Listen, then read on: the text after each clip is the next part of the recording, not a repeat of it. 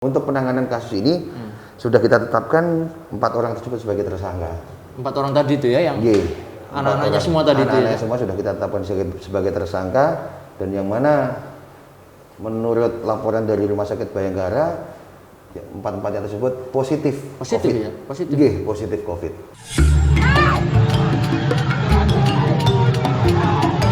Maju.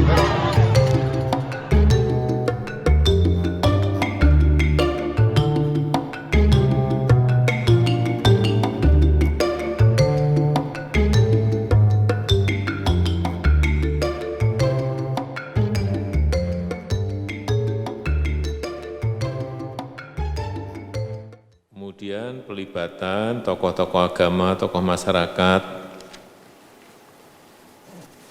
dayawan, sosiolog, antropolog dalam komunikasi publik harus secara besar-besaran kita libatkan.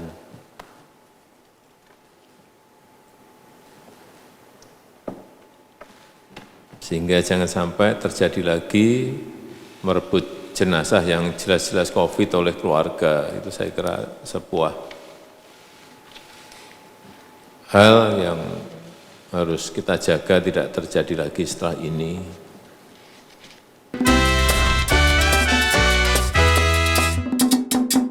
Terima kasih sudah hadir di podcast Cak Bimo ini, Cak. Siap. Jadi Cak Bimo ini singkatan dari Cangkrukan Binmas Modern, Cak. Luar biasa, mantap. Jadi kita kan terbatas, nggak bisa ketemu setiap saat dengan masyarakat. Nah, mudah-mudahan melalui podcast ini kita tetap bisa melaksanakan tugas-tugas kebimasan ini, Cak. Tujuan dari pembentukan Cak Bimo. Aku nervous ya, Cak. Ngobis ya, Cak. Oh iya. Aku nervous, Cak. Kami Cak Bimo. Mohon maaf, Dokter Bambang. Saya manggilnya Cak ya. Cak. Walaupun senior, Ya, nggak apa-apa. AKBP, Ini kan, tapi kan oke. biar ini Cak Ya, apa? ya. Biar lebih dekat, mungkin lebih akrab, mungkin lebih ini Cak. Jadi sekali lagi tanpa mengurangi rasa hormat saya, Cak. Pak Dokter, saya manggil Cak Bambang ini, Cak Bambang dan Cak Ardian juga. Nggih. Cak Ardian walaupun ya diasuh tapi ya nggak apa-apa. Saya Manggilnya kualat Cak manggil juga gitu Cak kan. Bimo niki. Nah, Cak Bimo gitu kan. Seperti kita ketahui kemarin ada kejadian yang menarik perhatian publik terkait dengan pengambilan paksa dan pemakaman jenazah COVID-19. Mungkin Cak Ardian bisa menceritakan, Cak, Nggih. gimana kejadiannya itu, Cak? Nggih. Jadi kejadiannya pada tanggal 4 Juni, Cak. 4 Juni, 4 Juni 2020 itu TKP awal ada di Rumah Sakit Paru di daerah Semampir. Jadi ada jenazah atas nama yang mana sudah diindikasikan yang bersangkutan COVID. Sudah positif itu, Cak? Sudah positif, Cak. Jadi hasil swab dari Rumah Sakit PHC itu menyatakan bahwa yang bersangkutan jenazah itu COVID. Lalu dilimpahkan dirujuk ke Rumah Sakit Paru di Semampir. Setelah 2 hari penanganan di Rumah Sakit Paru, yang bersangkutan meninggal. 2 hari dirawat di Rumah Sakit Paru itu meninggal dia. Meninggal. Dengan hasil yang tadi positif udah ya? Nggih, hasil dari Rumah Sakit PHC sebelumnya menyatakan bahwa itu positif COVID. Nah, lalu setelah dinyatakan meninggal, akhirnya dilakukanlah pemakaman secara COVID. Nah, pemakaman secara COVID pada saat akan dilakukan pemakaman secara COVID dengan prosedur COVID tersebut adalah kejadian, yaitu dari keluarganya yang mana ada 4 orang dari keluarga itu mengambil paksa jenazah tersebut. 4 orang? Nggih, 4 orang. Informasinya banyak itu, Cak? Waktu itu memang banyak, tapi yang melakukan secara langsung itu ada 4 orang. Nah, 4 orang ya? Iya. Di Rumah Sakit Paru itu ya, Cak? Di Rumah Sakit Paru, nggih. Awalnya di Rumah Sakit Paru, dia langsung masuk ke ruang perawatan, yang mana jenazah tersebut langsung dibawa paksa, dibawa keluar. Niki, napa? Kasure, nggih. Kasurnya, berarti Nggih. Dibawa sampai dorong gitu ya? Iya, didorong, dibawa sampai dengan keluar, sampai dengan di rumahnya di Semampir. Dan itu kita juga sudah ada CCTV-nya. Itu, ada CCTV-nya. Nggih. Mungkin kita lihat bareng-bareng ya.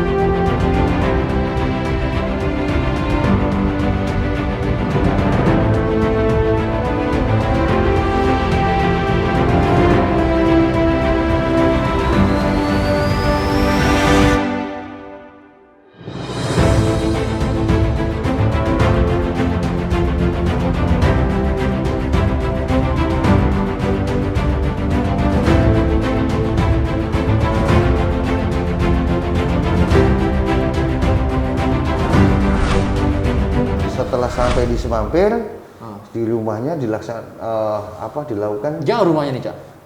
Dari rumah sakit itu, Cak? rumah sakit ya, ya lumayan jauh lah, nggak terlalu jauh lah ya. Waktu itu sampai itu dilakukan dimandikan. Jadi yang bersangkutan dimandikan dengan Sama keluarganya itu ada, Cak? sama Ngambil ya, Cak? keluarganya, betul, sama keluarga dimandikan. Nah, pada saat sudah di rumahnya di Semampir, dilakukan pendekatan kembali dari pihak gugus Rumah sakit. tugas. Oh, gugus tugas. Oke, Gugus tugas. Akhirnya dikasih penjelasan dan mau menerima dari pihak keluarga untuk melakukan pemakaman secara prosedur COVID. Nah, Mau ya? Nggih, mau. Awalnya mau, akhirnya dibawalah ambulan dari rumahnya di Semampir situ, dibawa ke Putih. Nah, kebetulan memang untuk pemakaman secara protokol COVID itu dilaksanakan di Keputih. Memang di Keputin ada Nggih, khusus untuk ada blok khusus, Ada blok khusus ya. Jadi ada blok khusus blok E1 yang mana memang itu khusus untuk pemakaman COVID. Nah, pada saat sudah dari rumah dengan dengan ambulan tersebut diantar ke Keputih, keluarganya juga ikut. Nah, disitulah keluarganya mulai agak kurang bisa menerima karena maunya awalnya mau tadi dia. Awalnya Waktu di mau. rumah mau. Nggih, awalnya Dimakamkan mau. secara protokol COVID. kesehatan, Tapi ya. pada saat di situ sudah lihat ada eskavator di situ. Terus dengan petugas-petugas yang mana semua menggunakan APD. Nah, muncul ada spontanitas, muncul penolakan dari keluarganya lagi. Nah, penolakan itu Kenapa tidak kok dia nolaknya?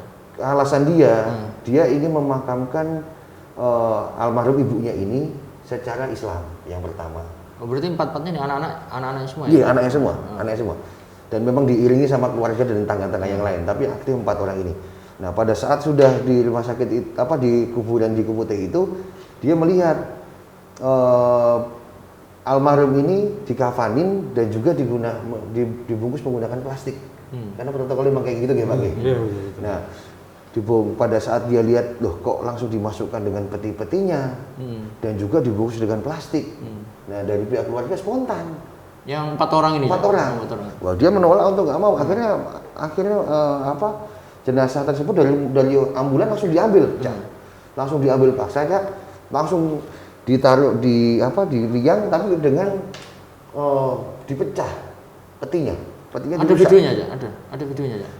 Kami cuma dapat foto-foto pada saat Foto-foto pemakaman. aja? Nggih, foto-foto pada saat pemakaman itu yang mana petugas medisnya langsung pada kabur.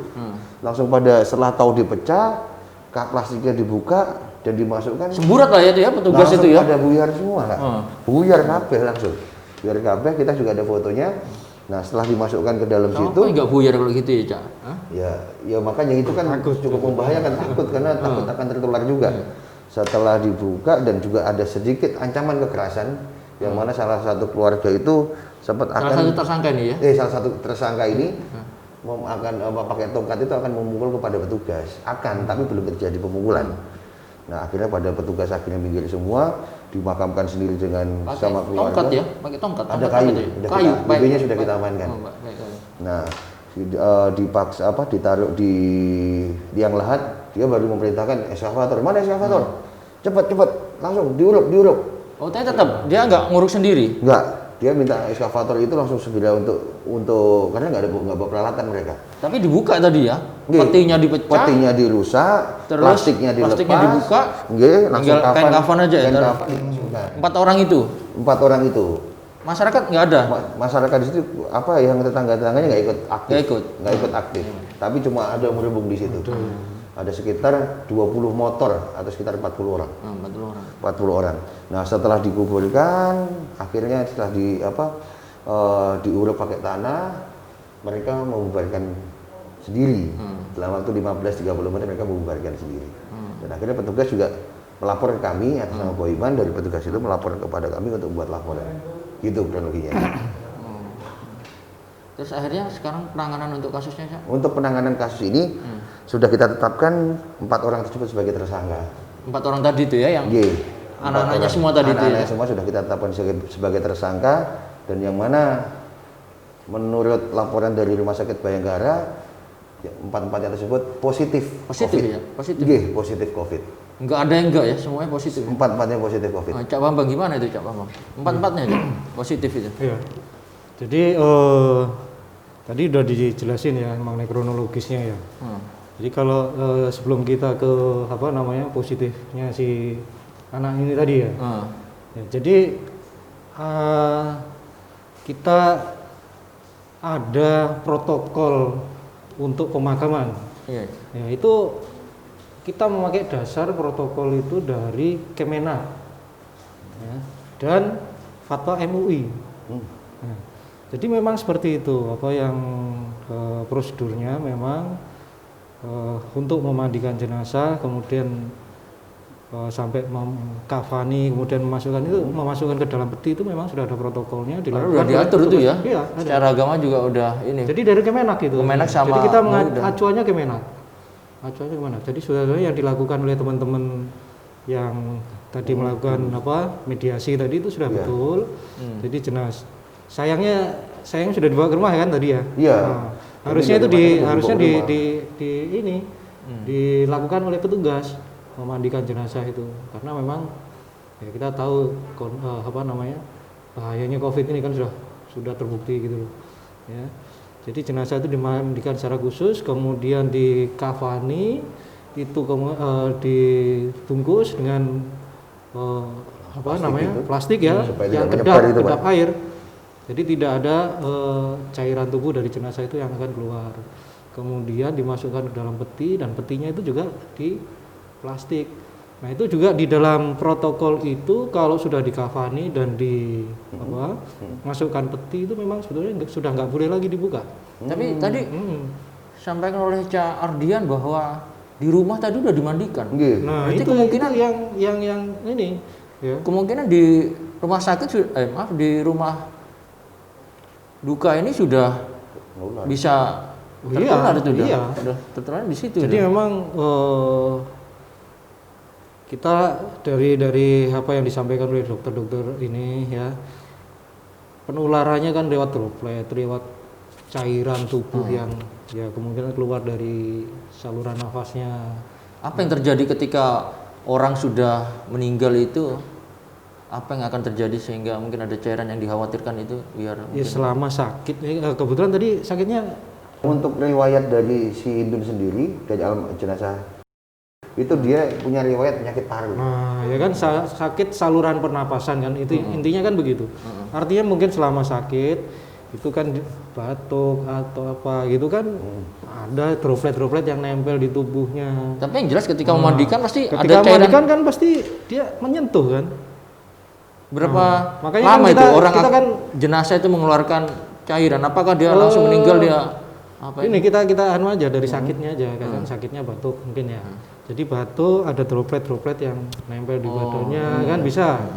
Itu bisa kepegang terus habis pegang itu kan bisa megang wajah itu terus apa kegiatan apa yang terkait sama saluran nafas ya kan. Yang jelas itu yang dikhawatirkan ya. Itu yang dikhawatirkan satu. Kemudian jenazah itu setelah sekian lama meninggal itu kan ada proses mohon maaf ya ini pembusukan awal gitu itu ada keluar cairan dari saluran dari mulutnya atau dari hidungnya itu kan mesti ada sedikit kadang dari kulit juga kan, Pak ya lebah mayat itu Pak ya itu kan tempat ini ya tempat bukan droplet lagi udah ya virusnya kan ada di situ di saluran nafas itu kalau keluar dari situ kemudian kesentuh makanya petugas kita menggunakan APD lengkap waktu memandikan itu kemudian juga di protokol itu hindari persentuhan dengan cairan tubuh yang dari jenazah itu jadi harusnya ada nah sebelum memandikan pun juga di desinfektan dulu itu prosedurnya ada lalu setelah itu dibungkus plastik baru dikafani kemudian dibungkus plastik lagi jadi rangkap dua plastiknya itu memang seperti itu baru dimasukkan ke peti nah, terus petinya dilakukan desinfektan jadi prosedurnya seperti itu dimakamkannya juga sama petinya ya. Kalau menurut fatwa MUI itu kan ini kan keadaan darurat jadi pemakamannya pun juga secara darurat juga. Ya, mungkin Ya, itu nanti sudah fatwa MUI Ke gitu. depan kita akan mengundang dari Kemenak dan dari Betul. Jadi MUI untuk secara menjelaskan ya. syariatnya itu kan sudah ada apa ya, fatwanya itulah. Jadi kita ikutin aja seharusnya. Siap. Ya. Terima kasih, Cak. Iya. Terus perkembangan kasusnya gimana, Cak Ardian? Perkembangan kasus untuk sampai saat ini sudah kita tetapkan tersangka dan memang 4 orang tersangka ini masih sakit, sudah dibantarkan di Rumah Sakit Bayangkara. 4 orang ya? Ini 4 orang. Jadi masih kita tunggu kita. Dan hasilnya kita positif tunggu ya, Cak? sampai sembuh. Hasilnya positif ya? Tadi Positif. jadi informasi dari rumah sakit memang sudah dilakukan swab dan hasilnya memang positif 4-4-nya. Iya. Nah, gimana penanganan Dan kasusnya untuk pasal yang kita terapkan ialah pasal 212 dan 214, yang mana pasal 212 itu intinya melawan petugas yang berwenang dalam melaksanakan undang-undang, yang mana dikenakan ancaman hukuman 1 tahun 4 bulan. Dan pasal 214 yang mana dilakukan bersama-sama 2 orang atau lebih, itu ancaman hukumannya 7 tahun. Jadi buatan main-main. Karena 4 orang inilah akhirnya pasal 214 itu diterapkan ya. Nggih, 214 ini kita terapkan. Sudah dikeluarkan penahanan untuk yang bersangkutan ya. Nggih. Untuk mereka semua ya. Ya, sementara kita bantarkan. Berapa ancamannya, Cak? Ancamannya 7 tahun. 7 tahun ya. Nggih, Cak. Nggak Nggak main-main, Cak. 7 tahun ya. Lama nggih, apalagi sangat merugikan dari segi kesehatan juga. Dia tertular, dari segi hukum juga dia di sana. Mungkin Sekarang mereka dibantarkan di Rumah Sakit masih di Bayangkara. Rumah Sakit Bayangkara, nggih. Nah, gimana, Cak Bambang, terkait dengan penanganan tahanan yang dibantarkan oleh dari rekan-rekan reskrim ini? Ini Cak Bimo. Jadi di rumah sakit itu ada ruangan khusus yang di dalamnya itu ada kamar-kamar. Jadi mereka dirawat di dalam kamar itu. Mereka satu kamar atau beda-beda kamar? Dipisahkan satu-satu. Dipisahkan ya? Terus masing-masing ada CCTV. Walaupun mereka satu keluarga ya? Walaupun satu keluarga. Kemudian ada CCTV. Jadi CCTV ini untuk mengantisipasi untuk ini ya? mengawasi aktivitas ininya ya. Tapi tentunya juga ada penjagaan, ada ya penjagaan. Terus ya? Kan khawatir masih juga ada nih, lagi Cak. satu pintu. Satu pintu. Keluarnya satu pintu. Jadi masuk itu harus selalu melewati perawat. Yang jelas mekanisme Ya. penjagaan, Jadi pengamanan di situ kalau ada ya, Cak? mereka keluar masuk pasti perawatnya pasti tahu. Pasti tahu, Ada ya. CCTV, terus ada perawatnya di situ. Di luar itu juga masih ada security. Nah, Karena kalau sempat keluar, wah Bahaya juga nih. bahaya Bisa buat semburat masyarakat juga semua nih. Bahaya buat masyarakat juga, bisa nularkan lagi ya Pak. Empat-empatnya kabur gitu kan, wah langsung ya bahaya gempar penularan ini. ya. Nah, Tapi dari dari interogasi kami terakhir, pemeriksaan kami terhadap tersangka ini sudah mengakui perbuatannya dan memang sudah meminta maaf. Dia Ya itu, menyesali Cak. perbuatan, tapi ya Kalau penyesalan kan datangnya di belakang. Kalau di awal awal namanya pernyataan namanya. pendaftaran. Pendaftaran ya. Iya, Cak, pendaftaran, Pendaftarannya. Cak. Ya itu. Makanya. Ada yang bilang mungkin Cak Bambang katanya ini COVID ini teori konspirasi, nggak ada sebenarnya. Nah kalau kita melihat kasus seperti ini bagaimana, Cak? Kalau saya secara pribadi Cak Bimo, kita sudah nggak usah lah melihat yang begitu ya. Yang jelas bahayanya sudah nyata di depan kita. Itu yang harus kita tangani. Ya. Nah, Ada kan? Ada dari meninggal terus kemudian tertular kan berarti ada. ada makanya. Bukan dapat dibuktikan secara ilmiah kan, kedokteran, saintifik kan. Jadi itulah itu yang harus kita tangani sekarang ini. Kita masalah di ya adalah pihak-pihak yang lain yang menangani itulah. Yang jelas dari kita sendiri itu penyakit ini sudah ada. COVID ini sudah ada di depan mata, bahayanya sudah di depan mata. Ya, yuk kita ini. Nah, karena virus pengobatannya belum ada, kita ada utamakan sebenarnya obatnya, Dok. Apa, Cak? Disiplin. Oh, disiplin. ya. Karena disiplin ada vaksin. Iya betul. Cak. Betul. Tapi kan prinsipnya itu kan pencegahan. Iya. Nah, termasuk ini tadi jenazah yang dibawa pulang secara paksa itu kan Ya udah nggak disiplin. Protokol kesehatan nggak ditepatin. jadi tidak mengikuti kaidah tadi itu pencegahan ini tadi. Mungkin pikirnya masyarakat itu ini ya, Cak, bahwa itu tadi konspirasi nggak ada ini COVID ini bohongan gitu loh. Padahal buktinya udah jelas gitu kan. Iya, siap. Benar Cak Bimo. Jadi ya itu tadi, sebaiknya kita nggak usah mikir yang jauh-jauh lah. Ya. Yang jelas ada buktinya itu tadi, ibunya kena, terus anaknya diperiksa juga kena tuh. Kena juga, jelas. Jadi bukan ngarang-ngarang Bukan gitu. ngarang-ngarang. Rumah sakit bukan ngarang-ngarang. Ya. Kami dari polisi juga Ternyata kan kalau ngarang-ngarang kan anaknya nggak kena. Ini buktinya anak-anaknya kena. Iya. Iya, betul. Terima kasih Cak Ardian, Cak Bambang, Iya, Cak Bambang. sudah meluangkan waktunya di tengah kesibukan masing-masing untuk hadir di podcast kami. Mudah-mudahan apa yang kita lakukan ini bisa memberikan manfaat kepada masyarakat. Amin. Sehingga mereka bisa mengetahui dampak yang ditimbulkan apabila melaksanakan atau melakukan pengambilan secara paksa jenazah yang sudah terkonfirmasi positif COVID-19. Sekali lagi terima kasih, salam hormat kami untuk rekan-rekan di kesatuan masing-masing, di Polrestabes, di Bidokes Polda Jawa Timur. Siap, sampai-sampai ke Cak Bimo. Oke.